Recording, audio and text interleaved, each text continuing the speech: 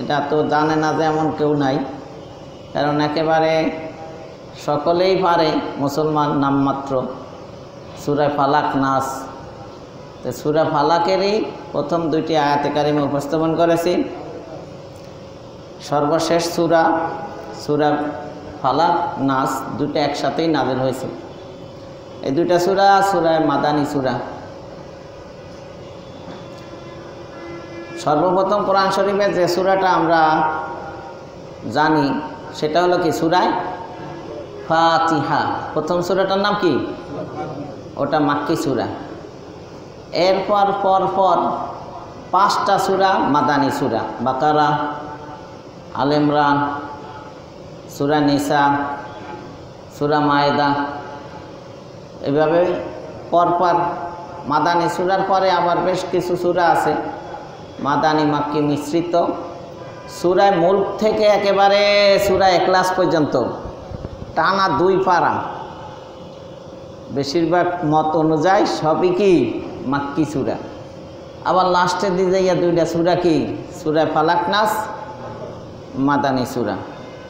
তো এই সূরাটার আলোকে কিছু কথা বলার ইচ্ছা করি। আল্লাহ সুবহানাহু ওয়া তাআলা যেন বলার, বোঝার এবং আমল করার তৌফিক দান করেন, এজন্য সবাই বলেন আমিন। আজকে এই আয়াত দুটির আলোকে যে বিষয়টা নিয়ে আলোচনা করার ইচ্ছা সেটা হলো বিপদ থেকে উদ্ধারকারী একমাত্র কে? আল্লাহ। যেটাকে আমরা মনে করি যে আল্লাহর আশ্রয় চাইলেই আল্লাহ আমাদের কি দেবেন? আশ্রয় দিবেন। এই আশ্রয়ের এই আরবিতে বলা হয় আশ্রয় দেওয়া, চাওয়া মানে তাবিজ। তাবিজ এটার মানে হলো আউযুর থেকে তাবিজুন। এই সূরা ফালাক আর নাস দুইটা সূরারে সূরা মুআউযিযাতাইন বলা হয়, মানে আল্লাহর আশ্রয় চাওয়া 2টা সূরা। তাহলে এটার মাসদার হলো কি? তাবিজ। তাহলে তাবিজ কোরআনে আছে না নাই? সূরা ফালাক নাস দুটোটাই তাবিজের সূরা। হাদিসেও তাবিজের কথা আসছে। আল্লাহ রাসূল অনেক দোয়া আছে যেগুলোর ভিতরে আউযু ইউজ করছেন। করোনা ভাইরাসের সময় আল্লাহুম্মা ইন্নী আউযু বিকা মিনাল বারাসি ওয়াল জুনুনি ওয়াল জুজামি ওয়া মিন সাইয়্যিল আসকাম। আউযু পড়ছেন না? এই আউযু। তাহলে তাবিজ এটা সুন্নাহ, কোরআন সুন্নাহ মতে এটা কি জায়েজ। জায়েজ না শুধু আল্লাহর অর্ডার। আল্লাহ তো বলছেন কুল, হে নবী আপনি বলুন আউযু, আমি আশ্রয় চাচ্ছি। তাহলে আল্লাহর কাছে আশ্রয় চাওয়াটা এটাই যদি হয় তাবিজ, তাহলে এটা কি সুন্নাহ না ফরজ? এটা ফরজের পর্যায়। তো যেটা হুজুরেরা শিরিক বলে ওটাকে তাবিজ বলে না, ওটা তামিমা। এক বচন কি? আর তামাইমু মিনাশ শিরক। তামাইম যেটা ওটা শিরক। ওখানে কোরআন হাদিসের বালাই থাকে না। ওই দেখবেন বাদ্যানীরা বিভিন্ন রকমের কড়িমড়ি গাছের টুকরা মুকরা আবি জাবি দিয়া গলায় ঝুলাই। তো গলায় ঝুলাইলে কাম হবে কি? কলা খাইলে না গায়ে শক্তি হইব? গলায় ঝুলাইলে কাম হইব? তো ওইটা তামিমা, ওইটা শিরক। আর যেটা তাবিজ, তাবিজ মানে মাদলি না, যেটার ভিতরে ঢুকায় ওইটার নাম মাদলি। আর তাবিজ যেটা সেটা হলো আল্লাহর কাছ থেকে কি চাওয়া? ফানা চাওয়া। তো হাদিসের ভিতরে আসছে ইযা সাআলতা ফাসআলিল্লাহ ওয়া ইযা ইসতাআনতা ফাসতাইন বিল্লাহ। তোমরা যখন কিছু চাইবে তখন আল্লাহর কাছেই চাইবে, আর কারো কাছে না।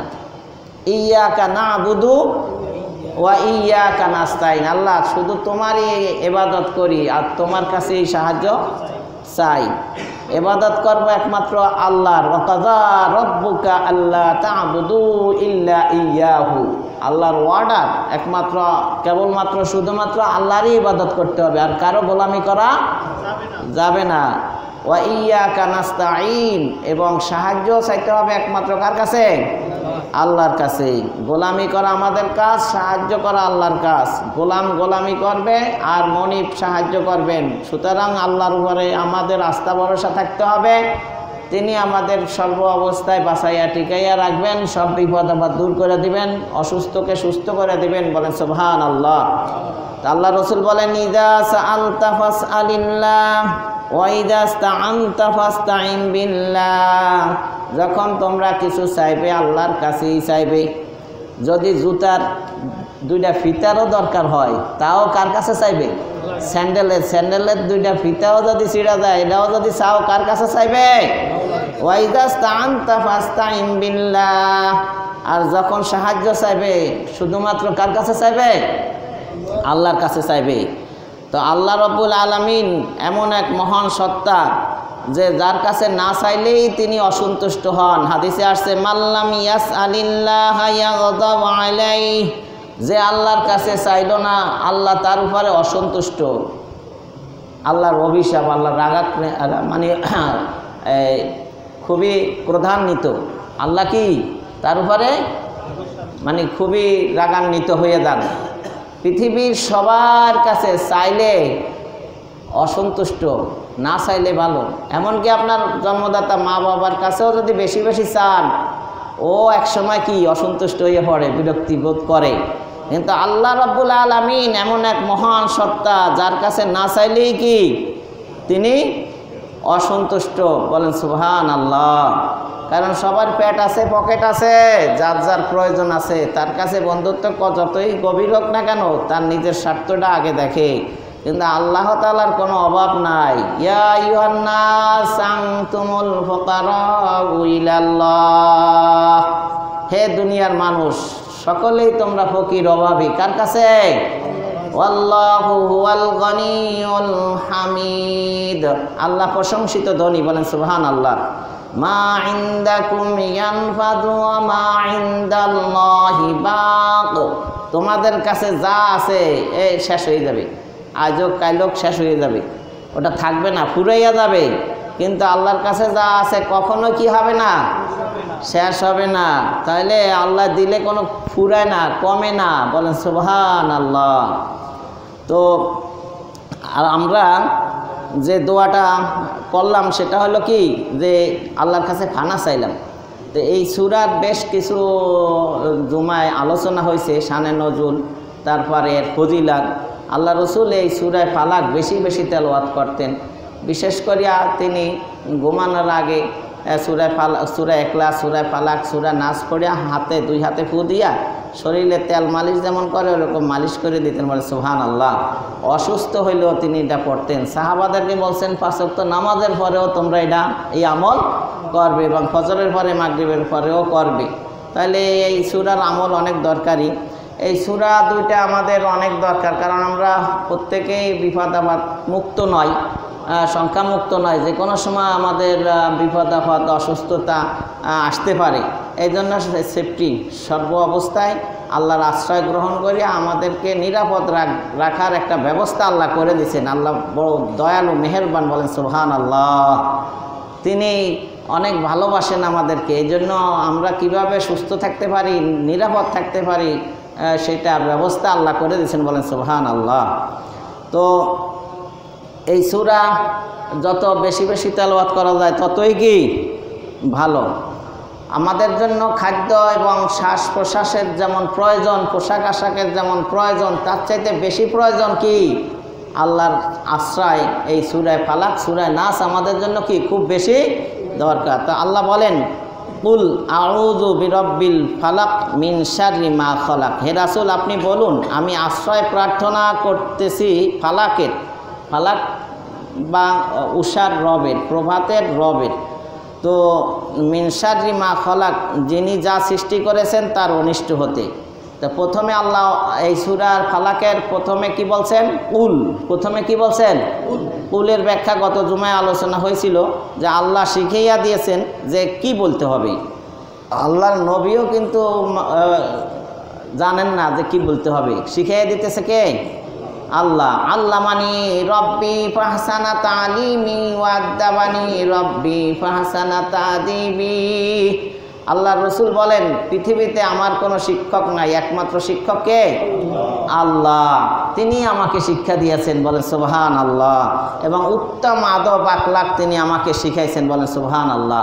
তা আল্লাহ রসুলকে আল্লাহই বলতেছেন কুল, যে আপনি বলুন, মানে আল্লাহ শিখাই দিতেছেন কি বলবেন।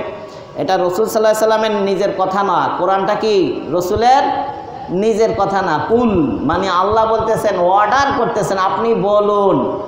তাহলে এখানে কোরআন পুরাটাই আল্লাহ শিখাইয়া দিয়েছেন, বলে সুবহানাল্লাহ। কোরআন জিবরাইল আলাইহিস সালামের মাধ্যমে অবতীর্ণ হয়েছে। ওমা ইয়ানতিকু আনিল হাওয়া ইন হুয়া ইল্লা ওয়াহয়ু ইউহা। মুহাম্মদ সাল্লাল্লাহু আলাইহি সাল্লাম কিছুই বলতেন না, যা কিছু বলতেন সব কি ওহী, সব কি ওহী। যখন এই ওহী নাযিল হয় ওনার উপরে, উনি এটা মুখস্থ করার জন্য জিহ্বা সঞ্চালন করতেছিলেন। আল্লাহ সূরা কিয়ামার ভিতরে বলেন, লা তুহাররিক বিহি লিসানাকা লিতাজালা বিহি।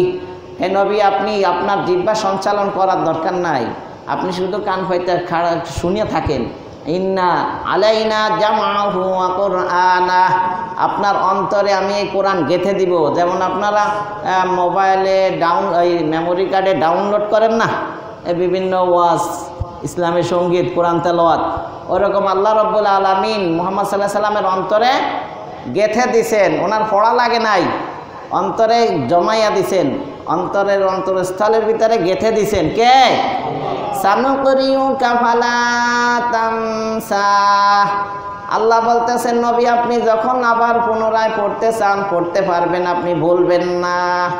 ফালা তানসা, তাহলে কোরআনের কোনো কিছু উনি ভুলেন নাই, যেটুক আল্লাহ পাঠাইছে সেটুকুই আমাদেরকে শুনাইয়া দিছেন। বলেন সুবহানাল্লাহ।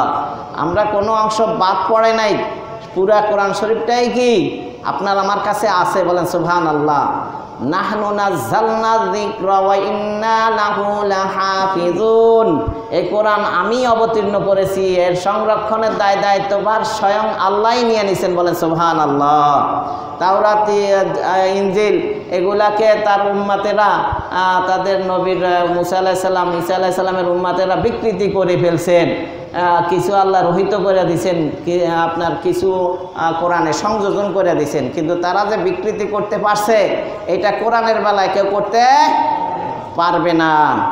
তাহলে বোঝা গেল, কুল দিয়ে বুঝাইলো যে এই কোরআন রাসূলের নিজের কথা নয়, বরং তাকে আল্লাহ শিখাইয়া দিয়েছেন। বলেন সুবহানাল্লাহ। তাই বলতেছেন আউযু, আমি আশ্রয় চাচ্ছি। আউযুর মানে কি? আমি কথা বললেন, তাহলে বুঝাইতে সুবিধা হবে। আউযু মানে কি? আমি আশ্রয় চাচ্ছি, আমি জানি যে তিনি আমাকে সেই জিনিসটা দিতে পারবেন, যে জিনিসটা আমি তার কাছে চাচ্ছি। আমরা যা চাচ্ছি কার কাছে চাচ্ছি? এখন যে জিনিসটা চাচ্ছি এটাকে দেওয়ার ক্ষমতা আল্লাহর আছে না নাই? একটু আগে বললাম কি, যে সবাই অভাবী, আল্লাহই একমাত্র ধনী। ধনী লোকের কাছে চাইলে পাওয়া যায় কি যায় না? তার কোনো অভাব আছে বলেন? নাই। তারপরে আন্নাল কুওয়াতা লিল্লাহি জামিআ, সকল ক্ষমতা একমাত্র কার? ইন্নাল্লাহা আলা কুল্লি শাইইন কাদির, আল্লাহ সর্ব বিষয়ের পরে সর্বক্ষমতাবান।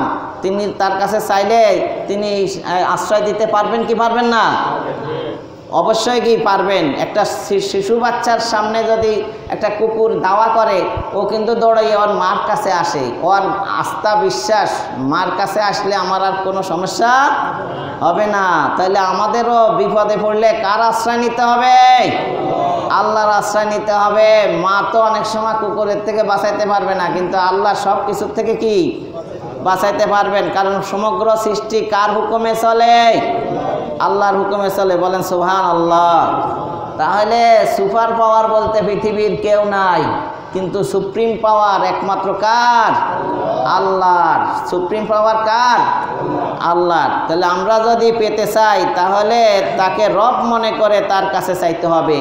আল্লাহ যে আমাদের রব, এই কথা মনে করেই আল্লাহর কাছে চাইতে হবে। রবের কাছে চাইলেই পাওয়া যাবে। তাহলে আমি আশ্রয় চাচ্ছি রবের কাছে। কার কাছে? রবের কাছে। আল্লাহ আমার রব, এই রবই আমার সব। আমরা মেনে নিয়েছি আল্লাহ ইজ দ্য মোস্ট পাওয়ারফুল। সকল ক্ষমতা আল্লাহর হাতে। সব ক্ষমতা কার হাতে? আল্লাহর হাতে। আন্নাল কুওয়াতা লিল্লাহি জামিআ। তাহলে আউযু মানে কি? আমি আশ্রয় চাই। হ্যাঁ, যখন কোনো বিপদ আসে বা আসতেছে দেখব, তখন তার আশ্রয় চাইব। কারণ আমি জানি তিনি আমার রব, তিনি আমাকে বাবা মায়ের চেয়েও বেশি ভালোবাসেন, তিনি আমাকে রক্ষা করবেন, বলেন সুবহানাল্লাহ। হাদিসের ভিতরে আসছে আল্লাহর রহমত ভালোবাসাকে 100 ভাগ করিয়া 1 ভাগ মাত্র গোটা সৃষ্টির ভিতরে মা আর সন্তানের ভিতরে দিয়ে দিছেন, যার কারণে ওই হিংস্র বাঘও তার বাচ্চারে কি করে, আদর করে, কারণ ওই একটু আছে ভালোবাসা, একটু আছে। মা তার সন্তানকে ভালোবাসে কেন? ওই যে 100 ভাগের 1 ভাগের কিছু মহব্বত আল্লাহ মার পুত্রর ভিতরে, সন্তানের ভিতরে কি দিয়ে দিয়েছেন, সেজন্য। আর বাকি কয় ভাগ রয়ে গেছে বলেন তো? 99 ভাগ। আর যে ভাগ দিয়ে দিছে সেই ভাগ কি একবারে দিয়ে দিছে না? ওইটাও আছে, ওইটাও আল্লাহর কাছে আছে। তার মানে 100 ভাগ মহব্বত ভালোবাসা দিয়ে আল্লাহ বান্দাকে ভালোবাসেন, আল্লাহ বলেন সুবহানাল্লাহ। সুতরাং মায়ের চাইতে কত গুণ বেশি, 99 ভাগ বেশি মহব্বত করেন আল্লাহ তার বান্দাকে, বলেন সুবহানাল্লাহ। বুঝতে পারছেন? বাচ্চা, ছোট বাচ্চা দৌড়াইয়া মসজিদে নববীতে গেছে, মা খুঁজে পাইতেছে না, তালাশ করতে করতে মসজিদ নববীতে গেছে, বাচ্চাটারে পাইয়া বুকে দুধ দিছে খাওয়ানোর জন্য। তা আল্লাহ রসুল বলতেছে, ও আমার সাহাবারা দেখো তো এই মহিলাটা তার বাচ্চাকে পাইয়া কি পরিমাণ খুশি হয়েছে, এবং সে তার বাচ্চাকে দুধ খাওয়াইতেছে, কত বেশি ভালোবাসে, আদর করে। এই বাচ্চাকে কি সে আগুনে ফেলে দিতে পারবে? কয়েক না। তো আল্লাহ এর চাইতেও বেশি বান্দাকে ভালোবাসেন, তিনি তার বান্দারে জাহান্নামে দিবেন না, বলেন সুবহানাল্লাহ। ইন্না রাহমাতাল্লাহি করিবুম মিনাল মুহসিনিন। আল্লাহর রহমত মুহসিনদের প্রতি ধাবিত হয়। বান্দা তো হইতে হবে, তো না জাহান্নাম থেকে বাঁচতে পারবেন। বান্দা তো হইতে হবে আগে ইবাদাল্লাহ, আল্লাহর কি হইতে হবে? ইবাদুর রহমান হইতে হবে না? ইবাদুর রহমান সূরা মুমিনের ভিতরে লাস্টের দিক দিয়ে আছে, প্রায় 13টার উপরে গুণাবলী আছে। আল্লাহর বান্দা কারা? আল্লাহর বান্দা কারা? আল্লাহর বান্দা হইলে আল্লাহ তাকে জাহান্নামে দিবেন না। আল্লাহ কোন কাউকে আল্লাহ মানে নির্দয় নাই, সবারই, সকল মানুষকেই আল্লাহ তাআলা ভালোবাসেন। এই জন্য আল্লাহ ওহী পাঠাইছেন, কোরআন পাঠাইছেন, নবী রাসূল পাঠাইছেন, এবং গুনাহ করলে সাথে সাথে শাস্তি দেন না, দেখি একটু অবকাশ দিয়া ভালো হয় কি না। আল্লাহ সবাইকে ভালোবাসেন, সেজন্যই তো নাকি?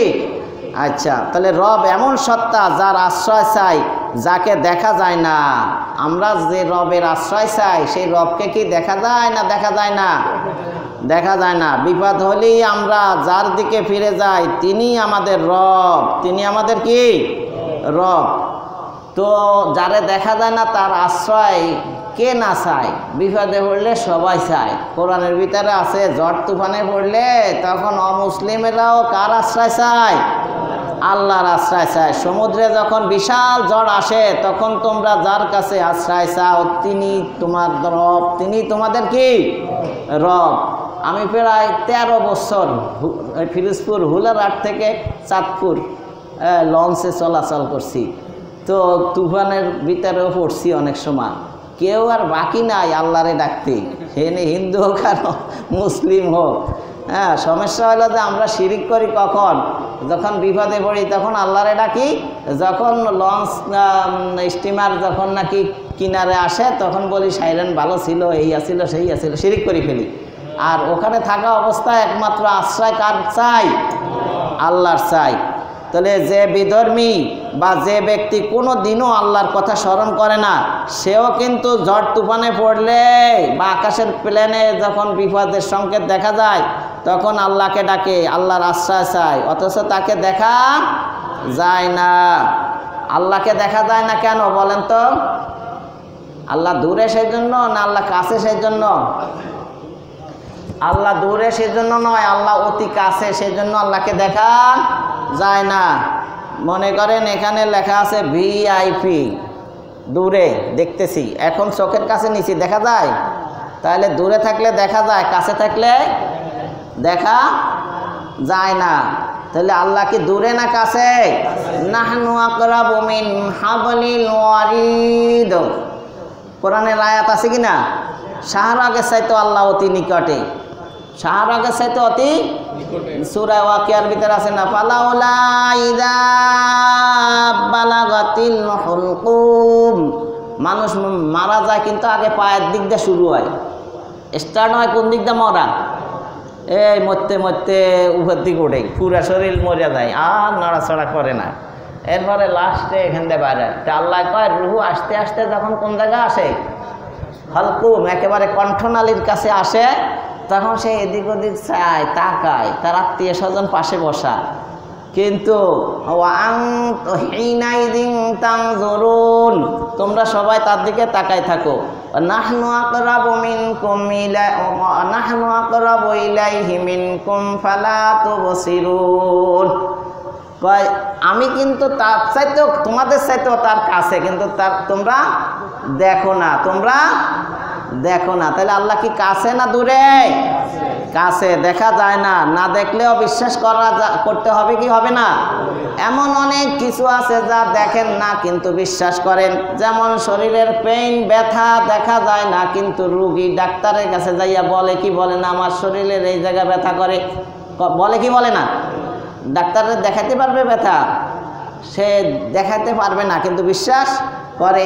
আপনার আমার যে বুদ্ধি আছে, স্মৃতি, ধীশক্তি, প্রজ্ঞা, হ্যাঁ, এই বুদ্ধি এগুলা কি দেখানো যায়? এটা কোন মাথার কোন সেলের ভিতরে আছে, কি আছে না আছে আপনি বাইর করতে পারবেন? পারবেন না। ফুলের ঘ্রাণ পাওয়া যায়, দেখা যায়, ফুলের কালার দেখা যায়, কিন্তু ফুলের ঘ্রাণ দেখা যায়? যায় না। বাতাস দেখা যায়? যায় না, কিন্তু বিশ্বাস করতে হয় কি না? তাহলে আল্লাহ কেমন? তো দিল মে আতি হায় সমঝ মে नहीं आती बस जान लिया मैं तेरी पहचानो यही है।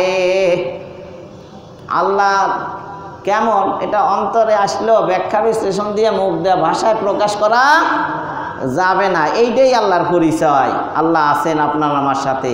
পীর মাশায়েখরা সবক দেন এইটাই, আল্লাহু হাজিরি আল্লাহু নাজিরি আল্লাহু মাই। আল্লাহ উপস্থিত আছে, প্রেজেন্ট আছে, আল্লাহ তাআলা আপনার আমার সাথে আছেন, আল্লাহ আপনাকে আমাকে সবাইকে দেখতে আছেন। সব নলেজ জ্ঞান আল্লাহর কাছে আছে না নাই? পৃথিবীতে কয়টা বালু আছে, বালুকণা, প্রত্যেকটা বালুকণার সংখ্যা অ্যামাউন্ট আল্লাহর জানা আছে না নাই? সাগর মহাসাগরে কয় লিটার পানি হবে, এই লিটারের পরিমাণটা আল্লাহ জানে কি জানে না? পৃথিবীতে কয়টা গাছ আছে, কয়টা গাছের পাতা আছে, সব কিছু আল্লাহ জানে কি জানে না? তাহলে আমরা বিপদে পড়লে মন প্রাণ দিয়ে কার কাছে আশ্রয় চাব? কার কাছে দোয়া করব? আল্লাহর কাছে দোয়া করব। আল্লাহর সাথে সম্পর্ক গড়ে তুলব। যেভাবে কিভাবে তুলবে? আল্লাহর সাথে সম্পর্ক গড়ে তুলবেন। আল্লাহর সাথে সম্পর্ক গড়ে তোলার কয়েকটা পদ্ধতি। 1 নম্বরে, যখন আপনি নিরিবিলি থাকবেন তখন জিকির করবেন। জিকির সুবহানাল্লাহ, আলহামদুলিল্লাহ, লা ইলাহা ইল্লাল্লাহু আল্লাহু আকবার, বা সুবহানাল্লাহ সুবহানাল্লাহ, বা আলহামদুলিল্লাহ আলহামদুলিল্লাহ, লা ইলাহা ইল্লাল্লাহ লা ইলাহা ইল্লাল্লাহ। এর সাথে আর বড় জিকির নাই। আফজালু যিকরি লা ইলাহা ইল্লাল্লাহ। আর কোরআন তেলাওয়াত করা, আফজালুল ইবাদাতে তিলাওয়াতুল কোরআন।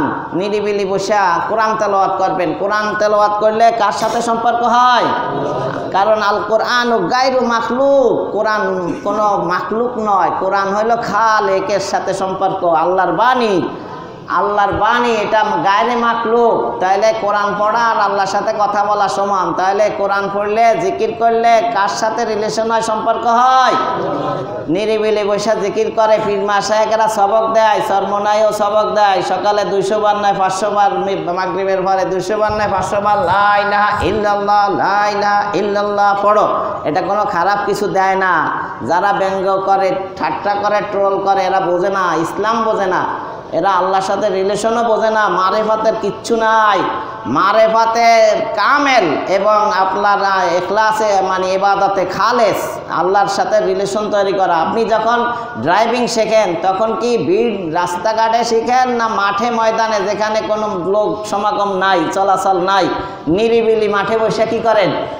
ড্রাইভিং শেখেন নাকি?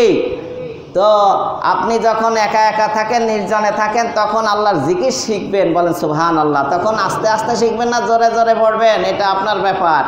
ছোটকালে বাচ্চারা পড়ালেখা করে জোরে জোরে না আস্তে আস্তে? জোরে জোরে করে, আর যখন বড় হয়ে যায় তখন আস্তে আস্তে পড়ালেখা করে। ভার্সিটিতে গেলে এক টেবিলের ছাত্রের পড়া আর এক টেবিলের পার্শ্ববর্তী ছাত্র শোনে না। আর বর্তমানে তো আরও নিরিবিলি হয়ে গেছে নাকি, হেডফোন লাগাইয়া। তো যাই হোক, একেবারে নিশ্চুপভাবে চলে পড়ালেখা। কিন্তু ছোটোকালে কি চুপচাপ পড়ে না মা কয় জোরে জোরে পড়? বুঝেন নাই? তো যারা এখন এই পীর মাশায়েখের সবক নেয় ওরা এখনো পেলে গ্রুপের বাচ্চা, এই জন্য ওদেরকে বলে জোরে বলো লা ইলাহা ইল্লাল্লাহ, লা ইলাহা ইল্লাল্লাহ, আল্লাহ আল্লাহ। এই জিকির দেয় কেন বলেন? ওর ভিতরে ফিট হবে। ও এখন ময়দানে আছে, ড্রাইভিং শিখতে আছে। যখন ও অফিস আদালত চাকরি করবে তখন আল্লাহর কথা বলবে না, ঘুষ খাবে না, সুদ খাবে না, দুর্নীতি করবে না। এখন আল্লাহর কথা স্মরণ না থাকার কারণেই তো সে যত রকমের দুর্নীতির শিকার হয়। বুঝতে পারেন নাই? এরপরে আসেন দ্বিতীয় নম্বরে, মাসনুন দোয়া পড়ার মাধ্যমে আল্লাহর সাথে সম্পর্ক করা যায়। বলেন সুবহানাল্লাহ। যখন আপনি ঘুমাইতে যাবেন কি পড়বেন? মাসনুন দোয়া, আল্লাহুম্মা বিসমিকা আমুতু ওয়া আহইয়া। কি পড়বেন বলেন? ছোট বাচ্চা যখন ঘুমাইতে যায় মায়ের কোলের ভিতরে ঢুকে পড়ে। ঘুমাইতে গেলে মায়ের থেকে দূরে থাকে না, একেবারে কোলের ভিতরে ঢুকে পড়ে। কাকে জড়াই নিয়ে ঘুমায়? মাকে। মায়ের কোলে ঢোকে না, ও মায়ের কোলের ভিতরে নেয়। মানে ও মনে করে আমার মায়ের কোলের ভিতরে ঘুমাইলে আমার আর কোনো টেনশন নাই, আমাকে পিঁপড়াও কামড়াবে না, মশাও কামড়াবে না, কারণ আমার মা আছে, আমাকে দেখে শুনা রাখবে। যেসব বান্দা ঘুমানোর সময় আল্লাহুম্মা বিসমিকা আমুতু ওয়া আহইয়া বলে ঘুমায়, ও আল্লাহর রহমতের কোলে ঘুমায়। বলেন সুবহানাল্লাহ। সব কিছুকে দেখবেন। যখন ঘুম থেকে ওঠে মাসনুন দোয়া, আলহামদুলিল্লাহিল্লাযী আহইয়ানা বা'দা মা আমাতানা ওয়া ইলাইহিন নুশুর। ঘুম থেকে উঠলেন, তিনবার আলহামদুলিল্লাহ বলে উপর দিক থেকে নিচের দিকে মোনাজাত করিয়া, যেমন শেষ করিয়া টান দেন না উপর দিক দিয়ে নিচের দিকে, ওরকম তিনবার আলহামদুলিল্লাহ আলহামদুলিল্লাহ আলহামদুলিল্লাহ বলবেন, দোয়া পড়বেন। এবং বাথরুমে যাওয়ার সময় আল্লাহুম্মা ইন্নী আউযু বিকা মিনাল খুবুসি ওয়াল খাবাইস। বাইর হওয়ার পরে গুফরানাকা আলহামদুলিল্লাহিল্লাযী আযহাবা আন্নিল আযা ওয়া আফানি। মসজিদের দিকে রওনা দিয়েছেন, সুবহানাল্লাহ আলহামদুলিল্লাহ লা ইলাহা ইল্লাল্লাহু আল্লাহু আকবার। মসজিদে ঢুকছেন, আল্লাহ বিসমিল্লাহি ওয়াসসালাতু ওয়াসসালামু আলা রাসূলিল্লাহ আল্লাহুম্মা আফতাহলি আবওয়াবা রাহমাতিক আল্লাহুম্মা গফিরলি আমাদি ওয়া খাতাই।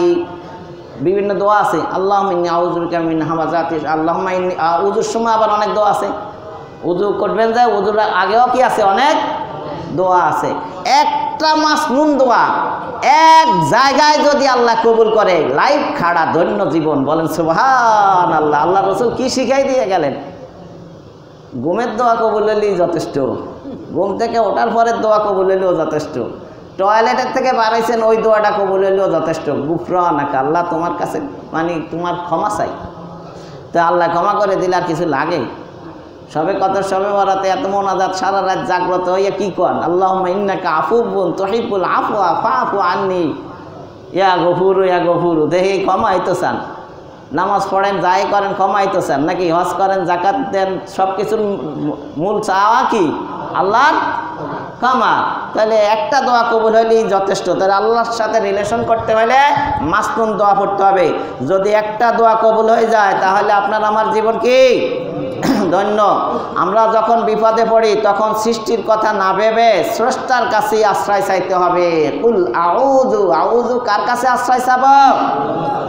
এদিক সেদিক দৌড়াদৌড়ি করে সময় নষ্ট করে লাভ নেই। কেউ আপনাকে আমাকে বাঁচাতে পারবে না, বরং নিজের প্রাণ লইয়াই দৌড়াইতে হয়, হেলিকপ্টার লইয়া নাকি? বাঁচানোর ক্ষমতা কারো না। এখন সব চান্দ আস্তে আস্তে ধরা পড়তে আছে, কারো কাছে যাই লাভ নাই। অমুকে বাঁচাইবে, তমকে বাঁচাইবে, কেউ বাঁচাইতে পারবে না। বাঁচানোর ক্ষমতা একমাত্র কার? আল্লাহ। রাখি আল্লাহ, মারে কে? ইব্রাহিম আলাইহিস সালামের আগুনে ফেলছে নমরুদ, মারতে পারছে? পারছে? পারে নাই। ইব্রাহিম আলাইহিস সালাম ছুরি নিয়ে বাচ্চার গলায় অনেক জোরে আপনার কি করতে আছেন? পৌঁছাতে আছেন, হ্যাঁ, কিন্তু জবাই দেওয়ার চেষ্টা করছেন, কাটছে? কাটে নাই। ফেরাউনে দলবল লইয়া, সৈন্য সেনা লইয়া মুসা আলাইহিস সালামের বাহিনীরে তাড়া দিছে, নদীতে ফেলছে, মারতে পারছে? পারে নাই। আল্লাহ বাঁচাইলে কেউ মারতে পারে না। সুতরাং আশ্রয় চাইতে হবে কার কাছে? তাহলে যারা দোয়া পড়ে, আল্লাহর কাছে মোনাজাত ফরিয়াদ করে, আল্লাহর কাছে আশ্রয় চায়, ও তাআল্লুক মা আল্লাহ, রিলেশন হয়ে যায় কার সাথে? মাল্লাহুল মাওলা ফালাহুল কুল, যার সাথে আল্লাহর সাথে রিলেশন হয়ে যায় তার আর কোনো সমস্যা নাই। আমরা এদিক সেদিক দৌড়াদৌড়ি করি, এরে ফোন করি, এরে সাথে যোগাযোগ রাখি। হ্যাঁ, আওয়ামী লীগ আইলে আওয়ামী লীগের নেতা, বিএনপি এলে বিএনপির নেতা, যখন যে আসে তার লাগে একটা সম্পর্ক রাখি, আপার লাগে রাখি, হ্যাঁ ম্যাডামের লাগে রাখি, এগুলো কোনো লাভ নাই। আল্লাহর সাথে সম্পর্ক রাখেন। কার সাথে?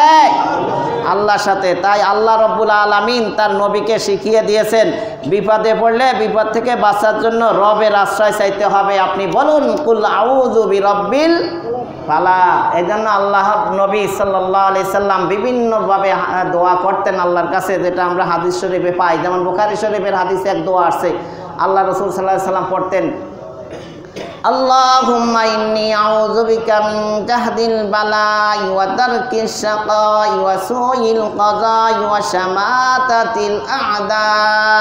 হে আল্লাহ, আমি তোমার নিকট বিপদ আপদ, দুর্দশা, দুর্ভোগের আক্রমণ, ভাগ্যের অমঙ্গল ও শত্রুর উপহাস থেকে আশ্রয় প্রার্থনা করছি। বাদ আসেনি কিছু? আর ওই বাদ আছে কিছু? সব আসছে বুখারী শরীফের হাদিসে। আল্লাহ রাসূল দোয়া করতেন, আল্লাহর কাছে আশ্রয় চাইতেন। তাহলে সকল কিছুর ক্ষতি থেকে বাঁচার জন্য আল্লাহ রব্বুল আলামিনের আশ্রয় চাইতে হবে, অন্য কারো কাছে নয়। নবী সাল্লাল্লাহু আলাইহি সাল্লামের আরও দোয়া আছে, যেমন আপনার মুসলিম শরীফ, আবু দাউদ শরীফের ভিতরে আসছে, আল্লাহ রাসূল দোয়া করতেন, আল্লাহুম্মা ইন্নী আউযু বিকা মিন শাররি মা আমিলতু ওয়া মিন শাররি মা লাম আমাল। হে আল্লাহ, আমি যেসব কাজ করেছি এবং যেসব কাজ করিনি তার অনিষ্ট থেকে তোমার ফানা চাচ্ছি। কার ফানা চাই? আল্লাহর ফানা চাই। এবং আমরা যে খুতবা পড়ি, দেখেন, অন্য মানুষের অনিষ্ট থেকে তো দূরের কথা, নিজের নফস থেকেও আল্লাহর রাসূল নফসের অনিষ্ট থেকেও দোয়া চাইছেন। কেমনে? দেখেন, আমরা প্রথম খুতবাটা তো যেমনি যে যেমনি পারে, এক এক মসজিদে এক এক রকমের, এক এক হুজুরের এক এক রকম, যত মুখ তত কথা, নানান রকমের খুতবা, দেশের কোনো অভাব নাই খুতবার, নাকি? কিন্তু লাস্টেরটা কি? হুবহু হুজুর সাল্লাল্লাহু আলাইহি সাল্লাম যেভাবে পড়ছেন ওইভাবেই পড়ি। ওই খুতবাটা হুজুরে ভাষণ দেওয়ার আগে পড়তেন কি? নাহমাদুহু ওয়া নাস্তাঈনুহু ওয়া নাস্তাগফিরুহু ওয়া নু'মিনু বিহি ওয়া নাতাওয়াক্কালু আলাইহি ওয়া নাউযু বিল্লাহি মিন শুরুরি আনফুসিনা। আমার এইটুকু বোঝানোর উদ্দেশ্য, আল্লাহ রাসূল আল্লাহর কাছে আশ্রয় চাইছেন, ওয়া নাউযু বিল্লাহি মিন শুরুরি আনফুসিনা। আল্লাহ, আমার নফসের অনিষ্ট থেকে আমি তোমার কাছে কি চাই? আশ্রয় চাই। তাহলে মনেও মানুষকে ক্ষতি করে দেয়, মনের গোলাম হয়। কেউ আব্দুল্লাহ, কেউ আব্দুল নফস, কেউ আব্দুল দিরহাম আর দিনার। পৃথিবীতে অনেকে টাকার গোলাম, কেউ আল্লাহর গোলাম, কেউ নফসের গোলাম। এই জন্য শীতকালে আসলে নফসের গোলাম তো আজান দিলে মুয়াজ্জিনে মসজিদে যায় না, নামাজ পড়ে না, ঘুমাইতে আরাম লাগে তো মনে কয় শুয়ে থাক, এই মনের কথা শুনে আল্লাহর কথা। তাহলে কিসের গোলাম হয়ে গেল? নফসের গোলাম। গোলাম সবই গোষ্ঠী, গোলামের গোষ্ঠী গোলাম। কেউ গোলাম ছাড়া কেউ আর কিছু না, কিন্তু কেউ টাকার গোলাম, কেউ মনের গোলাম। তাহলে আশ্রয় চাইতে হবে কার কাছে? মুসা আলাইহিস সালাম আল্লাহর কাছে আশ্রয় চাইছেন, যেটা সূরা বাকারা 2 নম্বর সূরা 67 নম্বর আয়াতের ভিতরে আসছে। একটা ঘটনাকে লক্ষ্য করিয়া, মুসা আলাইহিস সালামের সময় জনৈক ব্যক্তির কন্যাকে বিবাহ করার প্রস্তাব দেয়, প্রত্যাখ্যাত হওয়ায় তাকে হত্যা করা হয়। এখন মুসা আলাইহিস সালামের উম্মতের ভিতর থেকে কেউ আসা বলতে আছেন যে, আপনি তো আল্লাহর সাথে কথা বলেন, তো আমাদের এই লোকটাকে কে মারলো একটু বলেন তো, আল্লাহরে জিজ্ঞান তো কে মারলো। তো আল্লাহ তাআলার অর্ডার হয়েছে যে একটা গাভী জবাই দাও। কি দাও? ওই যে সূরা বাকারার ইতিহাস, শানে নজুল, নাকি? এবার গাভী জবাই দেওয়ার কথা শুনছে, তারপরে কি করতে হবে? কই জবাইকৃত গাভীর গোস্ত মাংস এক টুকরা নিয়া ওই মৃত লোকটার শরীরে টাচ করলে, আঘাত করলে, প্রহার করলে ওই লোকটা সাময়িকভাবে টেম্পোরারিভাবে জীবিত হইয়া ওকে কে হত্যা করছে তার নাম বলে দিবে। এটা মেজিশিয়ানগো মতন অবস্থা হয়ে গেল না? তো এটা কেমন কথা হইলো? একটা মৃত গোস্ত সে তার সাথে টাচ করবে আর হয়ে যাবে। কয় মুসা, তুমি আমাদের সাথে ট্রোল করতে আসো, ঠাট্টা করতে আসো? তার জবাবে আল্লাহ তাআলা মুসা আলাইহিস সালাম বলেছিলেন, ক্বালা আউযু বিল্লাহি আন আকুনা মিনাল জাহিলিন। মুসা আলাইহিস সালাম বললেন, মূর্খদের অন্তর্ভুক্ত হওয়া থেকে আমি আল্লাহর আশ্রয় প্রার্থনা করছি। তাহলে আশ্রয় প্রার্থনা নবীরাও করছেন, আমাদের নবীও করছেন, আপনার আমারও করতে হবে। কিন্তু কার কাছে করতে হবে? রবের কাছে। বিরব্বিল ফালাক, কুল আউযু বিরব্বিল ফালাক। আল্লাহ না বলে এখানে রবের নিকট আশ্রয় চাওয়ার কথা বলা হয়েছে। আপনি আল্লাহর কাছে আশ্রয় চাইবেন সেটা বলে নাই, কি বলছে? রবের কাছে। আল্লাহর 99টা গুণবাচক নামের ভিতরে একটা খুব পাওয়ারফুল গুণবাচক নাম হলো রব। আলহামদুলিল্লাহি রব্বিল আলামিন, রবের কাছে। যখন আল্লাহ তাআলা রুহু জগতের রুহুকে প্রশ্ন করছিলেন আলাস্তু বিরব্বিকুম, আমি তোমাদের রব নই কি? তখন সমস্যারের সকল রুহু বলেছিল বালা। আল্লাহ বলে আমি সাক্ষী আছি, আমরা সাক্ষী আছি। তোমাকে এইটা নিয়ে আবার ধরবো কিয়ামতের দিন, যে তুমি দুনিয়াতে আসার পরে কারে রব মানছো। এই জন্য আল্লাহ তাআলা কোরআন পাঠিয়ে দিলেন, নামাজ ফরজ করে দিলেন, যাতে আমরা দমে দমে সময় সময় যেন আল্লাহকে রব মানিয়ে নিই। আলহামদুলিল্লাহি রব্বিল, রাকাতে রাকাতে যেন আমরা এটা বলি, এবং সুবহান রব্বিয়াল আযীম, সুবহান রব্বিয়াল আলা। তাহলে রব কে? রবকে চিনতে হবে। রব মানে হচ্ছে কাউকে মাস্টার মনে করা, লর্ড মনে করা। আল্লাহ হচ্ছেন আমাদের মালিক, আমরা হচ্ছি তার অনুগত দাস। এই প্রকৃতপক্ষে এটাই আমাদের আসল পরিচয়। তাহলে রবের এক মিনিং হলো মনিব, আর আমরা সব কিসের গোষ্ঠী? দাস গোলামের গোষ্ঠী। তাহলে রব হলো মনিব, রব হলো মালিক। তো আল্লাহ রব দ্বারা তার নিজের পরিচয়টা আমাদের কাছে ফুটিয়ে তুলেছেন, বলেন সুবহান আল্লাহ। রব শব্দ দিয়ে 3টা জিনিস বোঝানো হয়। রব দিয়ে কয়টা জিনিস বোঝানো হয়? একটা হলো মালিক, কেয়ারটেকার, অথরিটি, ওনার। আমরা আমাদের শরীরের মালিক, কিন্তু চলতেছি, ফিরতেছি, খাইতেছি, হাঁটতেছি, হঠাৎ হার্ট অ্যাটাক করে, তাহলে কেমন শরীরের মালিক হইলেন? আর একবার মনে করেন লেখাপড়া করিয়া চাকরি করব, কেবল ইন্টারভিউ দিয়েছে, টিকছে, হয়তো অ্যাপয়েন্টমেন্ট লেটার পাইছে, এখন হার্ট অ্যাটাক করলো। তো ও কি মরতে চায় না ও বাঁচতে চায়? তো বাঁচতে চায়, তো মরলো কেন? তাহলে বোঝা গেল ওর হার্ট যে ফেল করলো, ওর কথা শোনে না। বিদেশে যাবে, ভিসা প্রসেসিং ফাইনাল, টিকিট করে ফেলছে, বিদেশে যাইতে পারতেছে না, হার্ট অ্যাটাক করে মারা যাচ্ছে। তার মানে কি? ওর কথা হার্টে শোনে না। বিবাহ করছে, বিবাহ করছে, বাসর ঘরের আগেই মরে গেছে। তার মানে কি? ও চায় তার বোর সাথে বাসর ঘর করুক, কিন্তু আর হার্টে ওর কথা শোনে না। তাহলে প্রত্যেকটা অঙ্গ প্রত্যঙ্গ কার কথা শোনে? আপনার কথা। আপনার ঠ্যাঙ্গেও শোনে না, প্যারালাইসিস হয়ে যায়, চলতে ফিরতে পারে না, হাত দিয়ে ধরতে পারে না। তাহলে প্রকৃতপক্ষে সব কিছুর মালিক কে? এই আমানত চন্দে রোজে নজদে মাজ দর হাকিকত মালিকে হার শাই খোদা। কিছুদিনের জন্য আল্লাহ আপনাকে আমাকে এই শরীরের অঙ্গ প্রত্যঙ্গ, সন্তান, সম্পদ, জায়গা, জমিন, বাড়ি, ঘর, গাড়ি বাড়ি সব কিছু আমানত হিসাবে ব্যবহার করার জন্য দিছেন।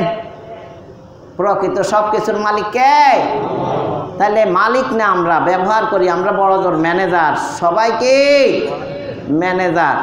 তাহলে সব কিছুর ওনার, কেয়ারটেকার, অথরিটি হচ্ছেন একমাত্র কে? আল্লাহ রব্বুল আলামিন। এরপরে কুল আউযু বিরব্বিল ফালাক। এই ফালাকের অনেকগুলো অর্থ আছে। ফাটানো, কোনো কিছু ছিঁড়ে ফেটে বেরিয়ে আসা, এটার নাম ফালাক। রাতের অন্ধকারের চাদর ফাঁকা করে প্রভাতের আলো বের করা জিন ও মানুষের পক্ষে সম্ভব নয়। যিনি করেন তিনি রব। তিনি কে? তাহলে অন্ধকার দূর করিয়া ভোরের আলো বাইর করেন কে? আল্লাহ। আপনার সূরা আনআমের 96 নম্বর আয়াতে বলেন ফালিকুল ইসবাহ, তিনি প্রভাত রশ্মির উন্মেষক, বলেন সুবহানাল্লাহ। এবং সূরা আনআমের 95 নম্বর আয়াতে আল্লাহ বলেন ইন্নাল্লাহা ফালিকুল হাব্বি ওয়ান নাওয়া, নিশ্চয় আল্লাহ বীজ ও আটি থেকে অঙ্কুর সৃষ্টি করেন, বলেন সুবহানাল্লাহ। বীজ ও আটি ফেটে গাছ বের করা, রং বেরঙের রকমারি পাতা গজানো, এবং আপনার এমন ফল ফুলে সুশোভিত করা যা মানুষ জিন কেউই করতে সক্ষম নয়। এগুলোতে মানব কর্মের কোনো প্রভাব নেই, মানুষ অক্ষম। এগুলো যিনি করেন তিনি হলেন আপনার আমার রব, বলেন সুবহানাল্লাহ। তাহলে ফালাক মানে সৃষ্টি করা। যে জিনিসটা আগে থেকে দেখা যাচ্ছিল না, জিরো থেকে যে জিনিসটাকে তৈরি করা হয় সেটা কি বলা হয়? ফালাক। কুল আউযু বিরব্বিল ফালাক। তাহলে আসমান একসময় ছিল না? ছিল না? ছিল না। ফালাকের মাধ্যমে কোরআনে বলছে, ফালাকের মাধ্যমে আল্লাহ তাআলা আসমানটা সৃষ্টি করছেন, বলেন সুবহানাল্লাহ। এই জমিনও ছিল না, পানি ফাটাইয়া এই জমিন বাইর করছেন আল্লাহ, বলেন সুবহানাল্লাহ। জমিন ফাটাইয়া গাছ বাইর করেন কে? এই গাছের ভিতর থেকে পাতা পত্র পল্লব তারপরে আপনার ফল ফুল বাইর করেন কে? আল্লাহ। তাহলে কুল কায়নাত, গোটা বিশ্ব জগৎ এক সময় ছিল না, কোনো অস্তিত্ব ছিল না। এগুলা তিনি মানে অনস্তিত্ব থেকে অস্তিত্ব দান যিনি করছেন তিনি হলেন ফালিক। কিসের মাধ্যমে? ফালাকের মাধ্যমে ফাটাইয়া ছিঁড়ে আপনার ভেদ করে আল্লাহ তাআলা বাইর করছেন। যেটা আগে জিরো ছিল সেটাকে এখন অস্তিত্ব দান করছেন, সেটার নাম ফালাক। সেটার নাম কি? কুল্লু মান আলাইহা ফান ওয়া ইয়াবকা ওয়াজহু রাব্বিকা যুল জালালি ওয়াল ইকরাম। পৃথিবীতে যা দেখতে আছেন সব ধ্বংস হয়ে যাবে, কে থাকবে? তাহলে এক সময় আল্লাহই ছিল আর আগে কেউ ছিল না। হুয়াল আউয়াল ওয়াল আখির ওয়াল যাহির ওয়াল বাতিন ওয়া হুয়া বিকুল্লি শাইইন আলিম। কুল্লু শাইইন হালিকুন ইল্লা ওয়াজহা। সব কিছু ধ্বংস হয়ে যাবে, একমাত্র কে বাকি থাকবে? তাহলে যা দেখতেছেন এগুলা কি? ফালাকের ফালাক। তাহলে ফালাক মানে কি? অনস্তিত্ব থেকে যেসব জিনিসের অস্তিত্ব যিনি দান করেন তিনি হলেন ফালেক, মানে তার রব। সেই সমস্ত, তার মানে ফালাক মানে গোটা সৃষ্টি। তাহলে ফালাকের সার সংক্ষেপ অর্থটা হলো কি? গোটা সৃষ্টি। আল্লাহ ছাড়া যা দেখি আর যা দেখি না সবই ফালাক। সবই কি? ফালাক। তাহলে ডিমের দিকে তাকালে কোনো প্রাণীরই কিন্তু লক্ষণই আমরা দেখতে পাই না। সেই ডিম থেকে আমাদের রব সুন্দর সুন্দর প্রাণী মাছ পাখি সৃষ্টি করেছেন, আমরা ডিম থেকে বেরিয়ে আসতে দেখি, এটাই হলো ফালাক। ফালাক বলতে আল্লাহ যেসব বস্তু একটি অপরটি থেকে চিরে